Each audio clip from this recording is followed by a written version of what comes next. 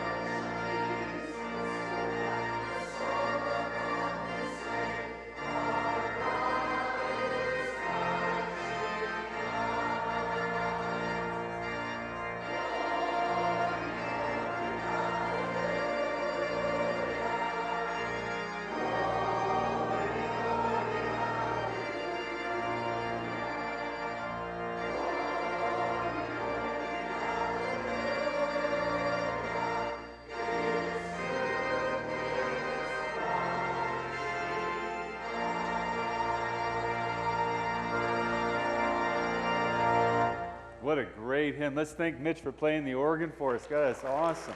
Please be seated. Our scripture reading this morning is a one-verse scripture, Micah 6:8. And what I love about this passage is that oftentimes we wonder, well, what does God want us to do? What does God expect out of us? You know, can somebody just kind of boil it down? Well, Jesus boils it down, the first and second greatest commandment, love the Lord your God with all your heart, soul, mind, and strength, and love your neighbor as yourself. And then from the Hebrew Scriptures, the prophet Micah, in one verse, says this is what God expects from you. Listen for God's word as it comes to us today. Micah says, but he, God's already made it plain how to live. This is from the message. But God, has already made it plain how to live, what to do, what God is looking for in men and women. It's quite simple. Do what is fair and just to your neighbor. Be compassionate and loyal in your love. Don't take yourself too seriously. Take God seriously. Now, in the New Revised Standard, it's basically translated this way. The prophet says, what does God require of you, O men? But that you would love God. That you would do justice, love kindness, and walk humbly with your God. What does the Lord require of you? Do justice, love kindness, walk humbly with your God. And here the passage ends. May God bless these words as we seek to apply them to our lives. Towards a more civil union. Okay, I'm going to call another audible. I love audibles. Very appropriate for this Sunday, I believe. Many of you might have had the chance. If you didn't hear the chance, you missed something, so we're going to do it today, to hear Sarah Rex sing the Star-Spangled Banner at the opening of, what was it? It's the Outlaws.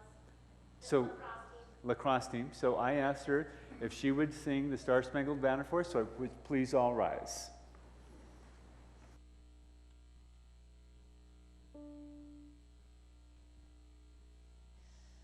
Oh, say, can you see by the dawn's early light what so proudly we hailed at the twilight's last gleaming, whose broad stripes and bright stars through the perilous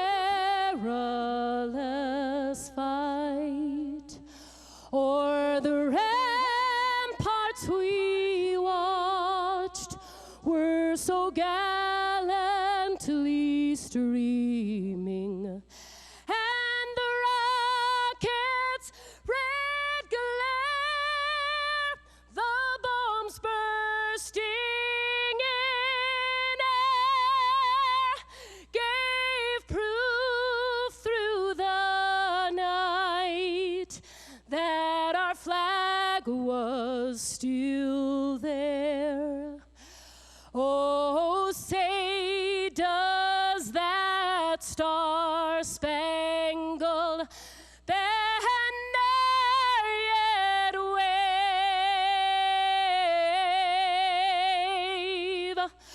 o'er the land of the free and the home of the brave?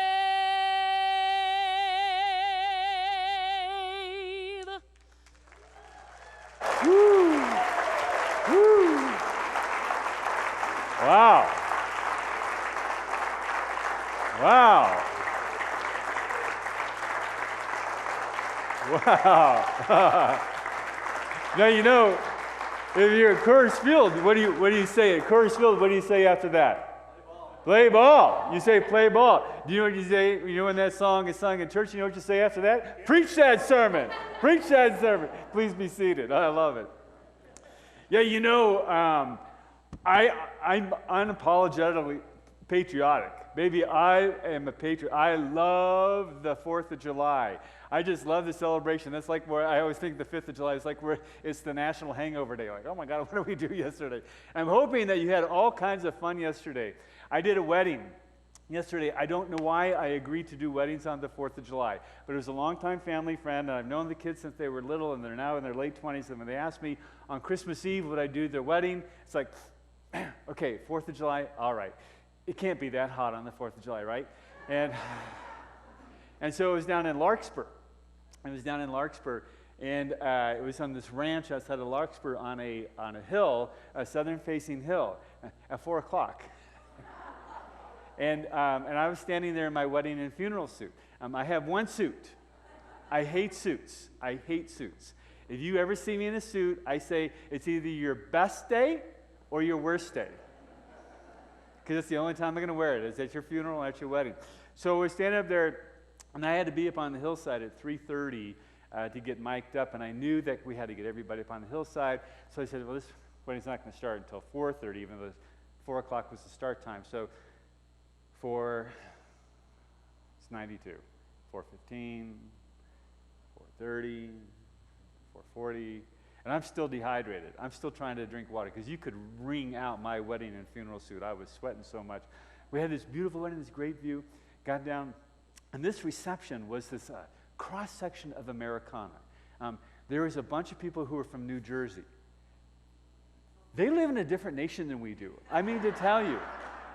They have a different language. You can barely understand them. You know, they should be from old America and new America, something like that. And so not only were they from, you know, another part of the country, was also kind of fun is that there are people from all different kinds of faiths. So there were people that were from the Jewish tradition. I'm going to try to say this nice. From the Jewish tradition in New York,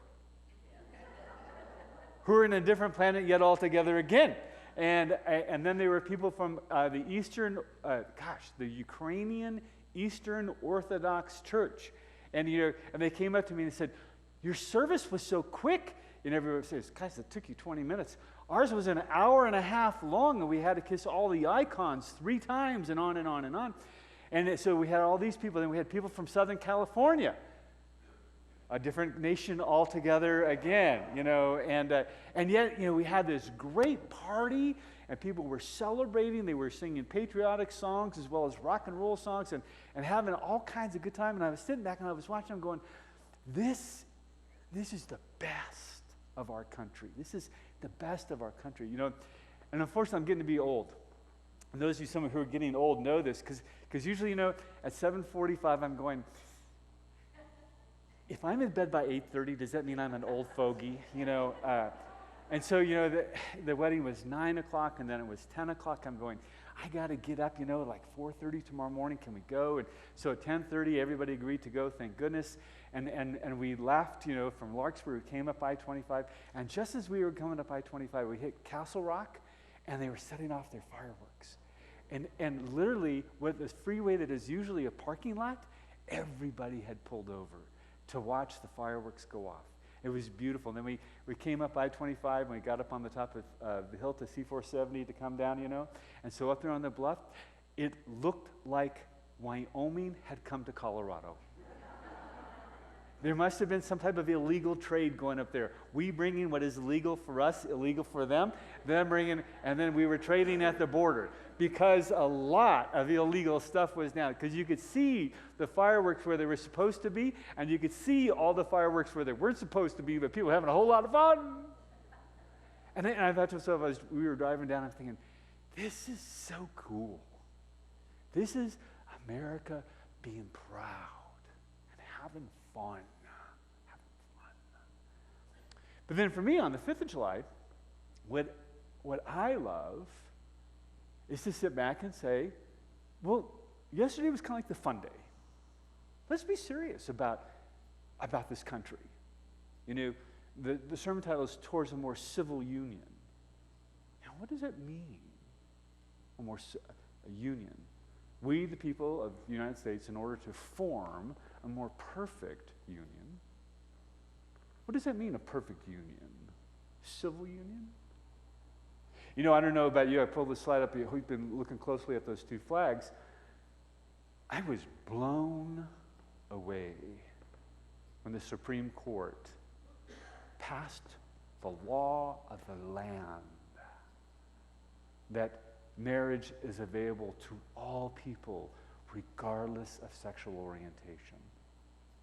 And even though I knew it was coming, when they passed the vote, I sat down in the chair, I started crying. And I thought to myself, I never thought I would see this day. You know, I know that, you know, the people who have literally fought and fought and fought for this right. You know, and for me, you know, I preached about gay marriage back I want to say about 10 or 15 years ago. And I said that I will long for the day when this happens, and I never thought I would see the day. And we can celebrate, and we can celebrate, and we can celebrate, but we need to remember the people who gave their blood for this to happen. I'll never forget when Matthew Shepard was tied to a fence and was killed. It was after that where I said, I am not giving up until we can make it safe for all people in this nation to be whatever they are. And for the Supreme Court to take this big stand. It's like, yeah. In fact, I think you should applaud for this great thing that happened in the nation. Yeah. But then it really hit me that it's not that big a deal. It's not that big a deal. Because it was kind of a foregone conclusion. That there was this huge wave that was moving across the United States. And I decided that really, this thing that we call a civil union here in Colorado, that if the Supreme Court really wanted to be radical, what they should have done is they should have passed a law that all marriages should be civil. That would have really turned the apple cart upside down. So marriages. Wouldn't it be great if we could make it, part of the law of the land? People, marriages, treat each other civilly. And then I thought, wouldn't it be radical if the Supreme Court really wanted to make it radical, is that if we had to be civil to each other? I mean, that we really create a civil union. That we really create a civil union. Union, the 50 states, union. Because we've had a tough time with civility as of late. Tough time with civility as of late. This is not from the streets of Palestine. This is not Beirut. This is Baltimore.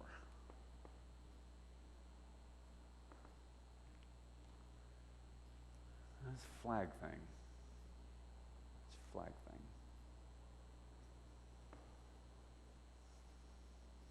This Facebook thing. Talk about incivility.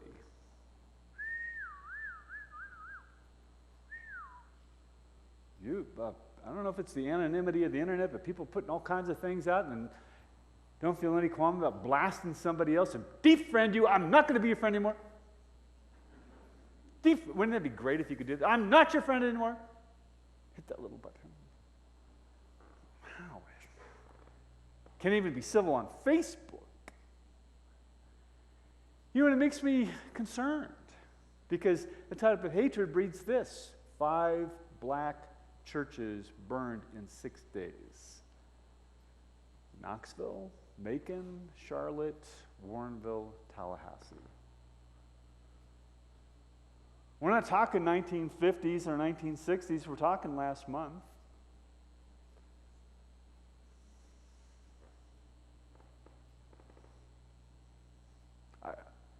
In this great nation of ours, we have a huge problem with civility. Huge problem with civility.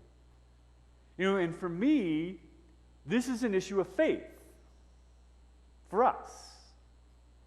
Because we just don't have the ability to just willy-nilly just be citizens and decide for ourselves what it is that we're going to do.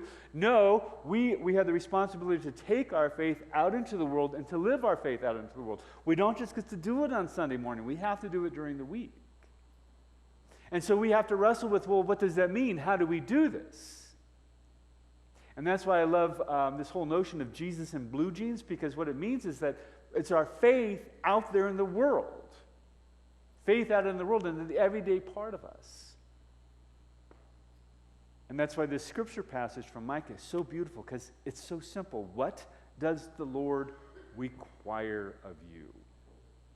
Do justice, love mercy, / kindness, depending upon which translation you read. Walk humbly with God. Do justice, love mercy, walk humbly with God.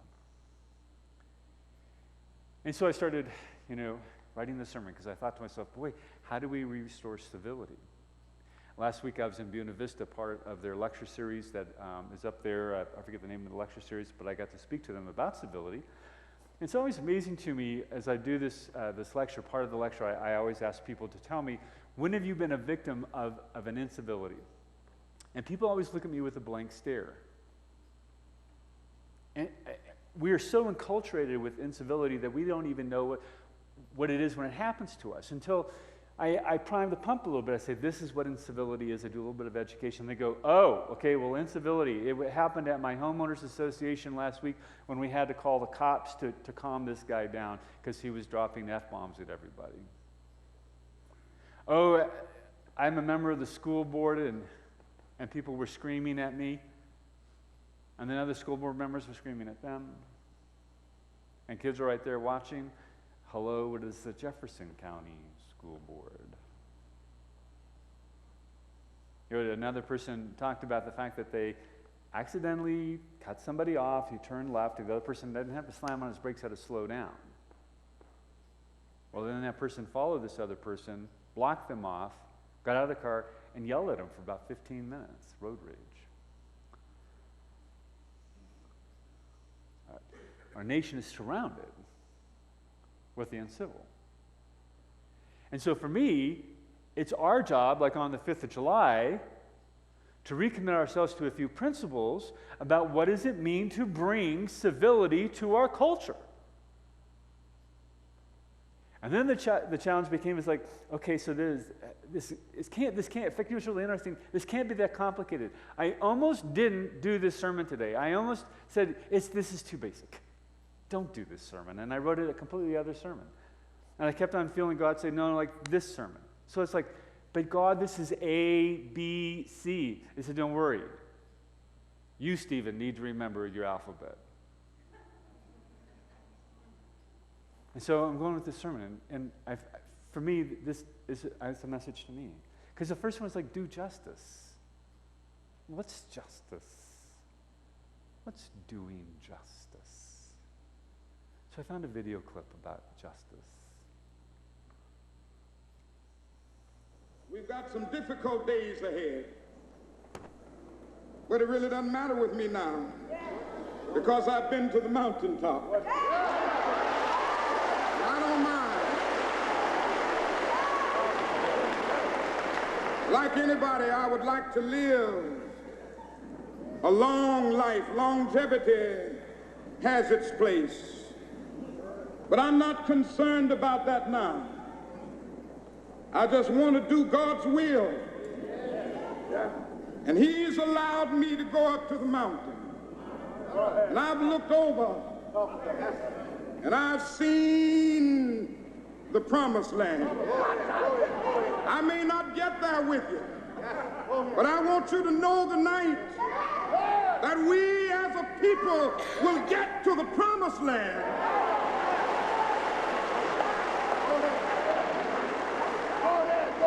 So I'm happy tonight. I'm not worried about anything. I'm not fearing any man. Mine eyes have seen the glory of the coming of the Lord.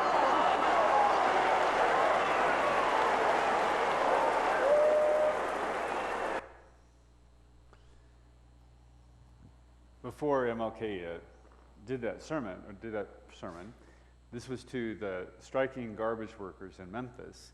He was back in his hotel. He had the flu. He had 101 fever at the speaking of the sermon. And he was going to have his assistant, Abernathy, give the message. And when they got there, they realized that, no, they wanted to hear Martin Luther King. So they called him and said, you've got to get here. And so he came. He didn't have a speech prepared. He spoke from his heart. Up until this point, every single day, he was getting death threats. And he got to this point where he said, I don't care. I don't care. He gave this speech, and 2 days later, he was shot and killed. Mine eyes have seen the coming of the Lord. That's justice. You know, what I love about some of the biographies I've read about MLK was that we have made him into a something that is not a human being, something that is beyond a human being. But yet when you read about who he is, what I love about reading about who he is he was a guy. He was an average, ordinary guy who had tons of flaws, just like all of us. And yet he had a passion, he had a burn. That he felt as though that God was calling him to do something about what he saw was unjust.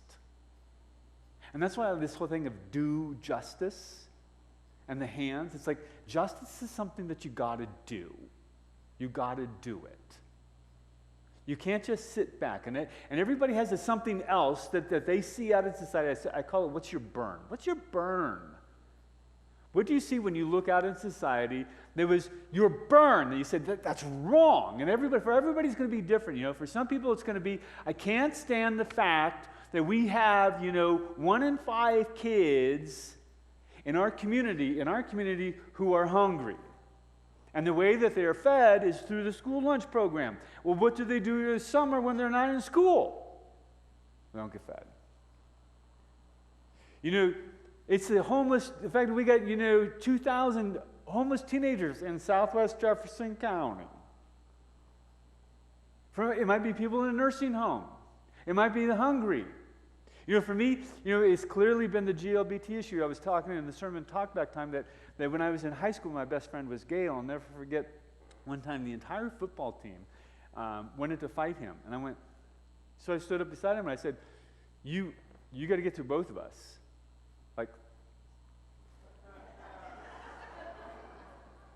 scare you with a sermon. I'll put you to sleep before you can hit us. But I'll never forget that afternoon I went to my car, my beautiful little truck that I had, and somebody had spit and spit and spit and spit and spit and spit and spit and spit on it till literally every section of my car was covered with spit.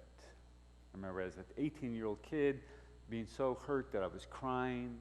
I couldn't open the car door without getting spit on my hand. I went home and I wanted to wash it off before my parents saw it. And then as I was washing it off, I realized I get to wash it off. Dawn has to live with us. And that's what I realized when I was 18. No. No, no, no, no, no. This is wrong in our society. And I'm not going to stand for this. And I've never been somebody who is like out on the Capitol steps or whatnot, but in my own way, doing gay marriages about 10 years ago. I didn't keep it hidden. I remember telling the presbytery, I'm doing this. I dare you. Stop me. And it takes sometimes the kind of an ordinary person. What's your burn? What's your burn? Do justice. Do justice. All men are created equal. Love kindness. Well, then I thought, well, surely people know what kindness is. And I realized, well, we don't. So here's a video clip about kindness. That's Swenson, the one without a helmet while bullets flew all around. Everybody was taking fire. The whole valley was just a giant ambush. It was crazy. Sergeant Kevin Durst of the California National Guard was crew chief of a medevac helicopter which flew into that Afghan valley more than 4 years ago. Both he and the pilot recorded the battle with cameras attached to their helmets, producing this dramatic video which only now is coming to light. Durst first spotted Swenson from the air. We saw him because he laid down with a panel marker. It's a bright orange panel. He was laying on his back and it was on his chest so we could see him. That panel also made him an easier target for the enemy shooting down from 3 sides. Sergeant First Class Kenneth Westbrook had been hit in the throat and was bleeding to death. Swenson and a medic helped Westbrook to the helicopter. Then, amid the hell of combat, something beautiful happened. Sergeant Westbrook kind of leaned down and Captain Swenson kind of leaned down, and they kind of looked at each other, and it appeared that they were talking, but Captain Swenson kissed him on the forehead and then tapped the side of his head. Stop the action and you can see it clearly. it was the brotherhood. It was your buddy is getting put onto a medevac helicopter, and you're going to have to wait to see him for a couple hours. He's going to go back to the hospital, and when you're done with your battle, then you'll see him. But Swenson never saw Westbrook again. The medevac got him to a field hospital in time for a life-saving transfusion, but 29 days later, he died of complications.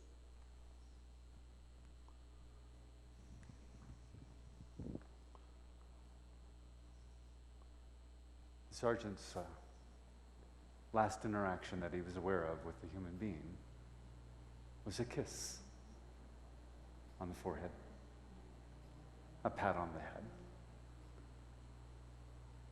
And I thought to myself, kindness is as simple as a kiss and a pat. And why is this so hard? You know, when I was looking for videos on YouTube for kindness, there was this one video that happened in a Walmart, kindness in a Walmart. Imagine that. Talk about a battlefield, right? And a woman was, checking out, and she bought her groceries, and the woman behind her had 3 little kids and didn't have enough to pay for the diapers, I think it was. And so she went up and she took her credit card and she swiped it and paid for the lady's groceries, no big deal, and she went on her merry way. Well, someone with a cell phone caught the whole thing, and the video went viral. And it was made headline news, I think, in like Minnesota. And lady does kind act. And they actually searched out the lady who was really confused with the YouTube, with a video going viral. She went, "Did that mean I did something wrong?" And they asked her, "Well, why did you do this great thing?" And she's like, "I paid for some diapers." And so, you watch the video. I was watching the video, and it literally millions of views. I thought to myself, wow, why is this even headline news? Because it's so uncommon. Because it's so uncommon. We have forgotten what it means to be kind to one another. I love this quote from Plato. Kindness is more than deeds, it's an attitude, an expression, a look, a touch. It is anything that lifts another person. Think about that kiss. Think about that kiss. There was a minister in training. His name was Mike Stritsky. It was about 15, 20 years ago. He was my age at the time when I was 35 and he was 56. I thought he was an old guy. He was learning how to be a minister. He was a minister in training. And he started a singles group. And he took a group out to Roxborough State Park, small group.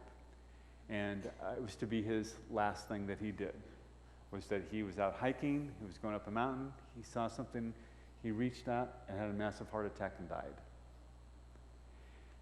And it was like, and I'm going now, 56.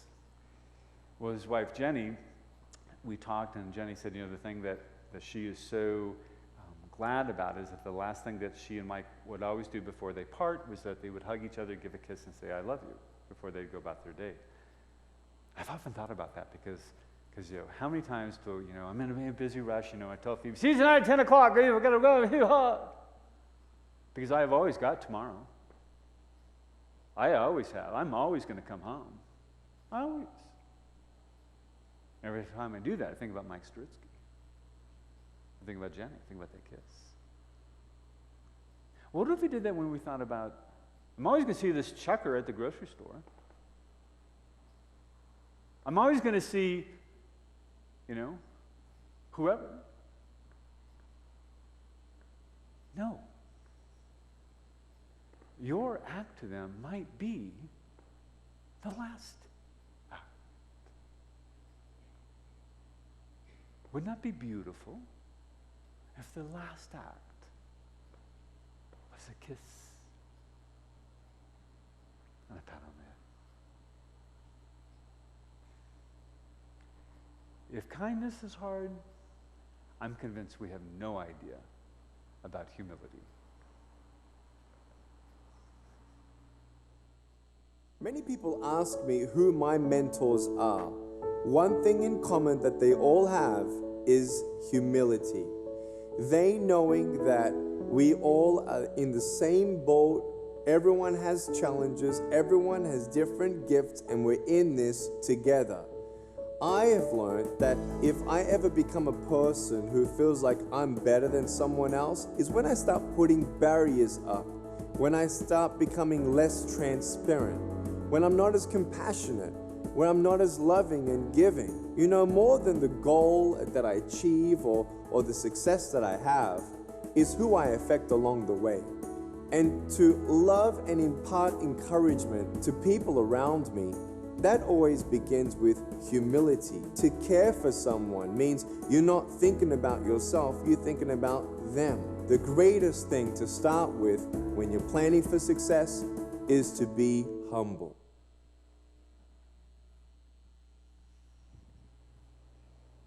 No arms, no legs. Let me teach you about humility. Patrick Ireland. You know Patrick grew up in this church. He had shot in the head, had his foot shot off. When he came out of his coma, the first thing he said is, Mother, we must forgive them because they did not know what they were doing. Compassion. Michael and Desiree Davis. Michael, Desiree. Governor Hickenlooper, this is from the memorial service that Justin, Mitch, and Barry Brown and I did. And Michael and Desiree said, we forgive Carl Pearson. We want you to forgive Carl Pearson. Humility is compassion. You know these people. This is the congregation of Emmanuel Episcopal Methodist Church, and these are the people who were shot and killed. And at Dylan Roof's arraignment, they came forward and they publicly spoke about forgiveness. And they said, we must find it in our heart to help this family as well.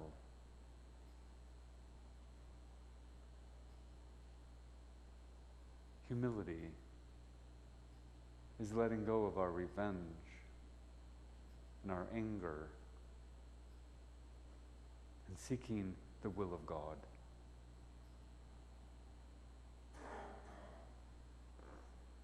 A perfect union. A perfect union. What is required of you? It's so clear.